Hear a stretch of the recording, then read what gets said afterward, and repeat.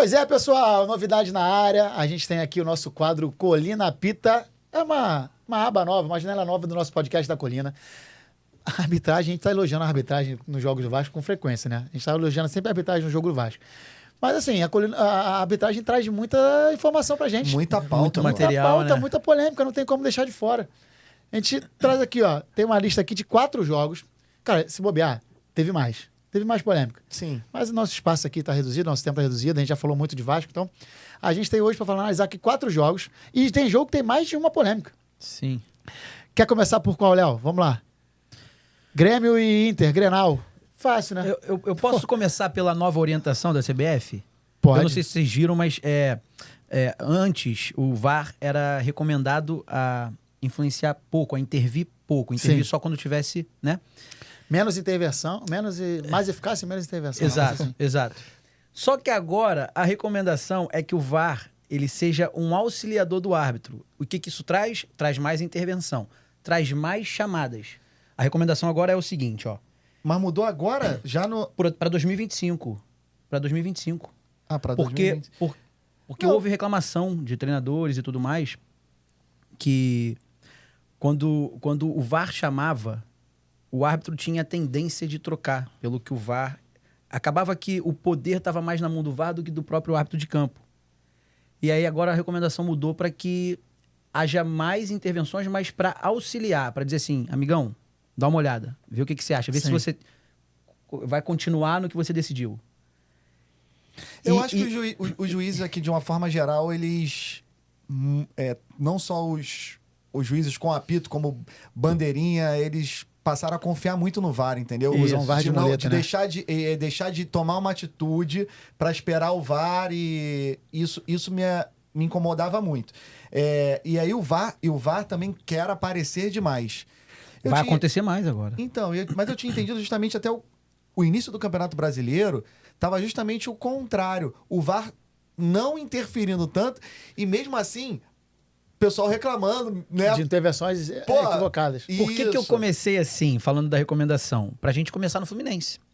Porque tem um lance que é muito polêmico, que divide opiniões, e que, no entanto, ele faz a trajetória, né, faz o inverso do que é recomendado. Porque se é um lance polêmico, o que o VAR tem que fazer? Amigão, vem aqui ver se você continua se você continua com a sua opinião de campo. Você está dizendo, então, do possível pênalti no Arias? Isso. Que aí você o achou? VAR nem chama.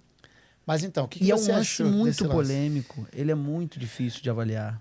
Eu particularmente entendo que o futebol é um esporte de contato. Então, o toque ali do zagueiro no Arias, Lucas Halter, é um toque que acontece de jogo. E aí o Arias, ele tenta se aproveitar daquele toque, né, e tenta cavar o pênalti. O que eu comento disso, né, no VAR? Se esse lance está no VAR em câmera lenta, o árbitro, vendo esse lance em câmera lenta, ele vai ver o puxão, ele vai ver que o Arias estava mudando de direção e foi alçado para o chão. Ele vai perceber, esse lance em câmera lenta, ele percebe que tem um puxão e que o Arias cai, né?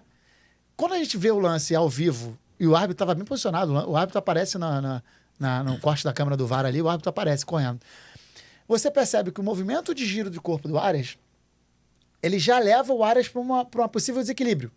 Ele girou muito rápido para ludibriar o zagueiro, então ele já está meio que desequilibrado. E tem o contato. Mas eu também concordo que o contato não é para fazer aquele movimento. Sabe, o Arias parece que ele vai mergulhar numa piscina. Sabe o que eu acho? O que eu acho? Que com a implementação do VAR, o jogador profissional, ele já tem isso na cabeça dele, de que qualquer toque ele pode fazer uso disso. Ele pode tirar proveito. Se a interpretação do Arias nesse momento, se a atuação do Arias tivesse sido um pouquinho melhor, e quando ele dobra o joelho, ele dobra no tempo correto, poderia dar o pênalti. A atuação do Arias foi ruim. Então, entendeu? E assim, eu não tô tirando... Como ator. Exato. Se ele atua um pouquinho melhor ali, Como ator. Mas sinceramente é isso que eu acho. Porque ele já dobra a perna antes do puxão acontecer, ele já tá dobrando. Pô, e parece que ele tinha chance real. Podia jogar. Chance de jogar e finalizar uma bola boa, né? E aí eu sou um defensor do VAR. Eu defendo, porque eu acho que ele evita grandes erros e grandes influências em resultados, etc. Só que, por outro lado, ele é ruim, porque ele condiciona o jogador profissional. O jogador sabe que ele tem o artifício do VAR. E se ele tomar um toque, ele vai pro chão. Isso atrapalha muito. E, na minha opinião, foi o que aconteceu com o Arias. Então, chegamos a uma unanimidade aqui? Não, você acha que não foi Não pênalti? Não pênalti. Mas é difícil, cara. É difícil. Mas eu não daria pênalti. Eu também não daria. E se tivesse no VAR, também não chamaria. Que o árbitro estava bem posicionado. Mas com a nova recomendação precisava chamar. Mas inclusive essa recomendação, eu acho que a recomendação anterior ou como Faz mais funcionava sentido. anteriormente, o VAR não tem que se envolver tanto. Ó, pelo que eu entendi, eu posso estar enganado, mas o que eu entendi eu vou tentar resumir. Antes, o VAR era intervencionista. Ele chamava para que houvesse uma alteração. Ele entendia, por exemplo, num possível pênalti. Ele chamava para indicar, olha, acho que aconteceu um pênalti aqui. Então, ele intervia de maneira mais concreta. Hoje, é de auxiliador. Ele tem que auxiliar o árbitro. Um exemplo, vou ver se eu estou falando besteira. Vamos te oferecer uma outra câmera, avalia aí para outro ângulo, para ver se você mantém essa decisão. E, naturalmente, o VAR vai entrar mais em cena. Porque se ele precisar auxiliar, ao invés de só intervir, ele vai ter que entrar mais em cena. Por isso que o Renato Gaúcho reclama na coletiva que sequer foi chamado o árbitro pelo VAR. E aí eu concordo com ele. Eu acho que o Renato faz umas... Também acho. Ele torna essa questão da arbitragem muito chata, porque Pesa, ele reclama né? de tudo e ele... Nunca vi ele dizer que está sendo beneficiado, né? Como não só o Renato, né? Todos os outros técnicos, a maioria. Sim. Então, sai do muro, meu chapa. Não, mas é difícil, mas eu não daria. Não daria. Então, 3-0 ninguém daria. Grêmio e Inter. Você acha? Vai lá, vou deixar 10 segundos. Grêmio e Inter... Pênalti claro. Pênalti. Não, mas então, Grêmio e Inter só pra pontuar. Teve dois Foram lances. 2 pênaltis. Quer dizer, foram 2 lances, né? O lance de pênalti que o Braulio marcou a favor do Inter, que foi pênalti. Pra mim, Foi muito claro. lance de mão. Né? Todos nós entendemos que pênalti foi bem marcado. E aí o lance no final do jogo. Que, se eu não me engano, quem entra pra disputar é o Aravena ali, o lance. Nossa, mas é um chega pra lá. Pô, o jogador do Grêmio toca a bola e ele desloca por completo. Eu também achei muito pênalti. Muito pênalti. E aí o VAR chama e ele não dá. A gente podia ter trazido até, tentar trazer depois, ficar de dica pros próximos quadros. Sai agora o áudio do VAR, né? Sim. Ou não sai mais? Acho que tem. Acho que ele vem entrega. isso, porque tem que ter uma explicação pro juiz não dar esse pênalti. Tem que ter uma explicação muito boa para ele não dar esse pênalti. Eu acho que ele fala que eles disputaram ali quadril com quadril, ele usou um outro nome. E ele entendeu que era disputa de espaço. Só que porque pra mim tem uma alavanca. Tem uma alavanca e o jogador do Inter tá indo ao encontro do Grêmio. Ele a bola tá vindo na direção falta, do gol. Né, cara? Falta é pênalti. Tipo, o cara, ele impede o Até jogador de jogar, pô. Como acho é que só no judô que não seria um bom golpe no judô, mas no futebol não tem como, é carro. Ele não menciona. Seria bom no judô porque ele não caiu de costas. A gente não tem o áudio, mas tem escrito aqui, ó. Braulio considerou que houve uma disputa com a lateral do corpo e não foi faltosa. Ele diz, tem um contato lateral, os dois jogadores tentando jogar. Tem um contato de cadeira com cadeira, cintura com cintura. Caramba. Agora eu quero ver a velocidade normal. Tô vendo bem o lance, até agora não vi nada diferente. Pra mim foi pênalti. E isso que é importante, que o Bruno já salientou. Cara, velocidade normal. Todo lance, ele precisa ser analisado em velocidade normal. Você pode colocar em câmera lenta, ver lá que, olha, bate na mão, bate no braço, viu? Mas coloca, ele precisa ser analisado em velocidade normal. Concordo. E, inclusive, acabou o jogo, a gente sentou, vocês não estavam mais, eu estava com o Luquinhas, por exemplo, com o Felipe, com o Coif, a gente sentou para ver o Grenal e jantar. Então a gente viu todo o jogo. E, cara, a gente estava comentando, até aí, estava comentando bem do Braulio. Que tava, ele foi bem no jogo. Normalmente o Grenal é 35 cartões, 70 ele falas. foi bem, ele controlou. Cara, ele conduziu bem o jogo, controlou bem. Sim. Assim, na nossa opinião, então, pelo visto, ele estragou um pouquinho da arbitragem dele com esse lance. Influenciou o resultado. Quer dizer, influenciou, né? Podia sair gol, Podia sair gol, Palmeiras e Fortaleza. Palmeiras e Fortaleza. Vamos lá. Mais um lance polêmico, Você quer começar ou posso começar?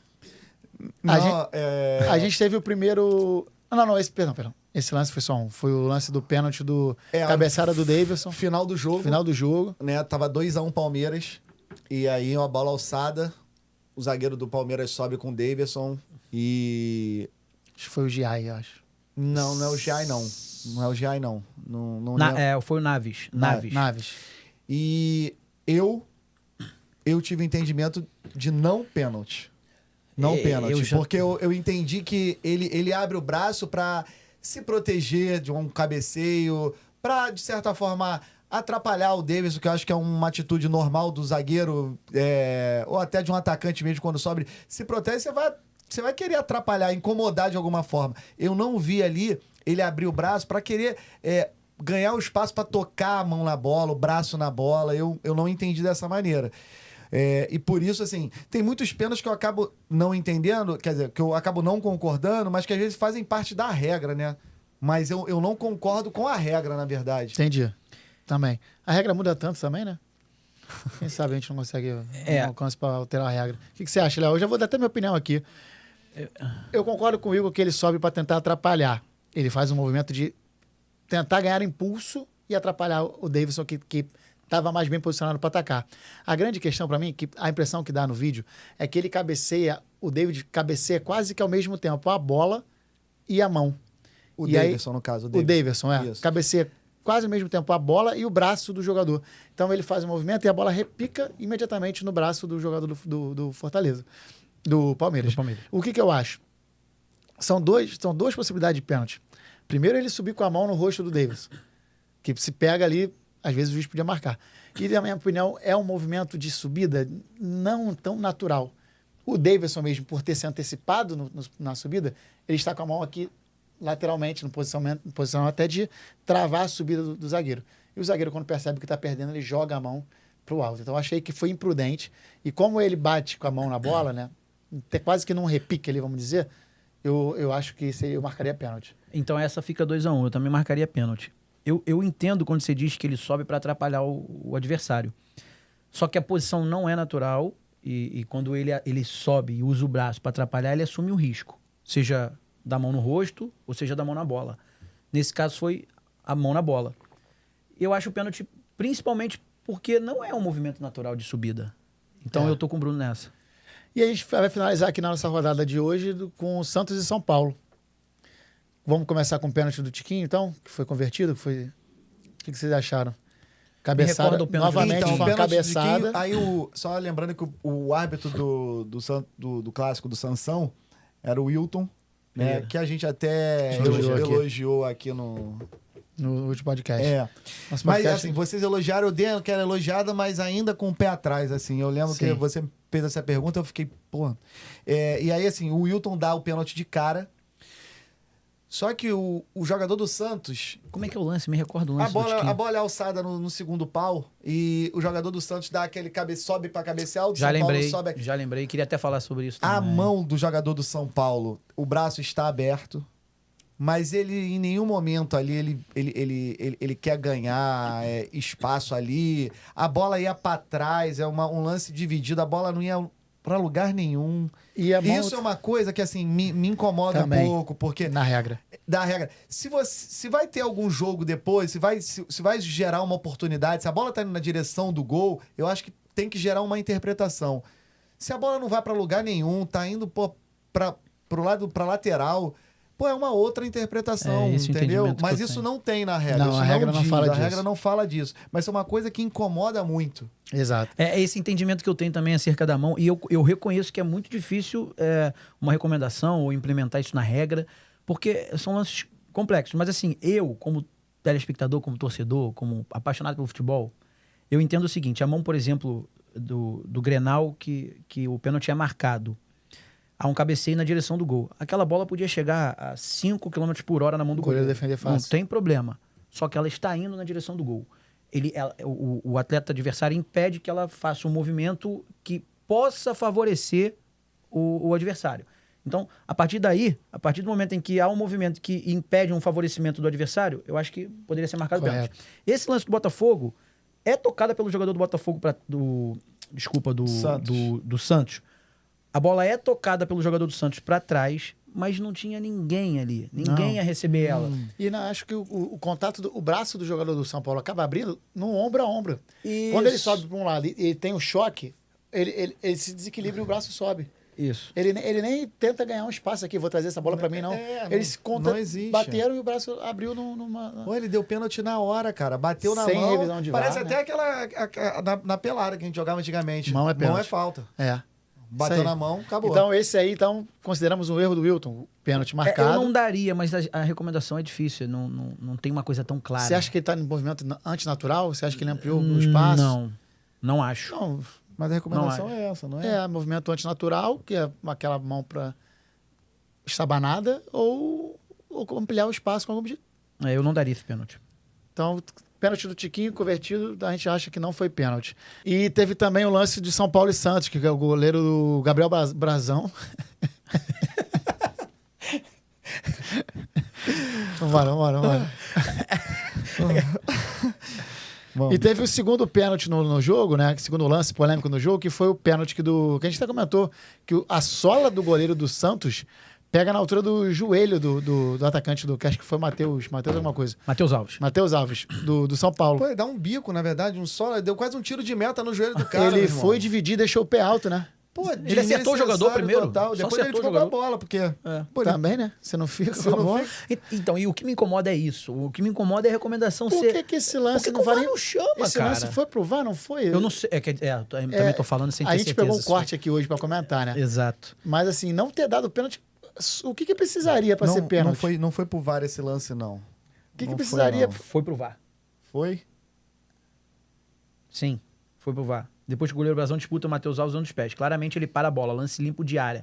Analisou o VAR, Carlos Eduardo Nunes. Não, o VAR analisou como lance limpo, não que ele tenha chamado. O VAR analisou como. Não que tenha ido pro VAR, uma conferência. Depois. Então tá. Então não, Porque. Pro VAR todo lance analisa. Eles apitam mais do que o juiz dentro de campo. Pô. Exato. O que a gente falou no lance do Verratti contra o Sport? Que tem um contato embaixo de quadril, que é de jogo, e teve uma mão do Verratti que pegou no rosto, mas também a gente não percebeu uma alavanca, uma vontade de agredir, de tapa, nada, de ganhar espaço, nada. É o cara buscando espaço para fazer o movimento de cabeceio e o zagueiro que não queria disputar, ele queria ser tocado e cair. Esse lance, se o VAR analisar só a bola, se olhar só para a bola, é lógico que o cara fica com a bola. Mas tem uma sola na altura do joelho, quase que uma sola, não pega nem a sola, né? Pega mais a parte de dentro. Mas, pô, se isso não é uma disputa desproporcional, né? Pelo menos uma disputa desproporcional dentro da área. Eu acho que o entendimento ali do lance é que, assim, que eu fico tentando imaginar o que os caras pensaram, né? O gol não ia sair ali, a bola tava com muito domínio ali, o zagueiro, goleiro, né? Entre o zagueiro e o goleiro, o jogador tava pressionado, não ia conseguir finalizar. Só que o cara teve uma atitude totalmente... desproporcional mesmo, ele acerta o jogador. Se existe um lance desse no meio campo, às vezes é quase falta e amarelo. Exato. É falta e amarelo. Falta e amarelo, se existe. Então é isso, a gente pontuou aqui, então, vamos lá, o veredito desse jogo do Santos, então, foi: ninguém daria o pênalti da mão. Eu não daria, a favor do Santos eu não daria. E a favor de São Paulo? Eu daria. Eu daria. Sim. Então a gente considerou 2 erros unânimes. O único lance que a gente discordou, então, foi no do Palmeiras e Fortaleza, que eu não daria e você... Ainda bem, né? Que senão não tinha nem porque a gente tá aqui no ar. Lógico. Tivemos uma discordância, pelo menos, em algum lance. Então é isso, ó. Material que vocês tenham dos jogos do Campeonato Brasileiro, se vocês quiserem enviar pra gente, lances polêmicos. Tomara que no lance dos jogos do Vasco não tenha tanta polêmica, que a gente vai ter a emoção jogando contra a gente aqui na nossa análise do... Pô, mas isso aí é uma coisa que tu pode aguardar. Já vai ter, né? Pô, o Vasco é um dos mais prejudicados. Nos últimos anos, isso pô, é. 3 programas... Há 20 anos já que o Vasco é prejudicado. 3 Ninguém vê isso. Impressionante. A mídia não fala, não. A mídia vai falar aqui a partir de agora com a gente. 3 programas, a gente está elogiando a arbitragem, então vamos ver o que vai ser do próximo. Até por isso que a gente está nesses 20 anos aí sofridos aí, pô. 100% culpa da PIB. 100%. Não, nada de administração. Não tem nada a ver com o Vasco. De forma alguma. Espero que vocês tenham gostado desse quadro também. A gente vai continuar trabalhando. Vamos tentar trazer mais ferramentas aqui de análise, né, Fernandão? Um frame específico aqui, a gente vai jogar na nossa tela. Temos aí nosso Colina na Pita estreando hoje. Espero que vocês tenham gostado. Despedida aí, galera. Valeu, rapaziada. Até a próxima, hein? Valeu, gente. E agora, um abraço. Valeu.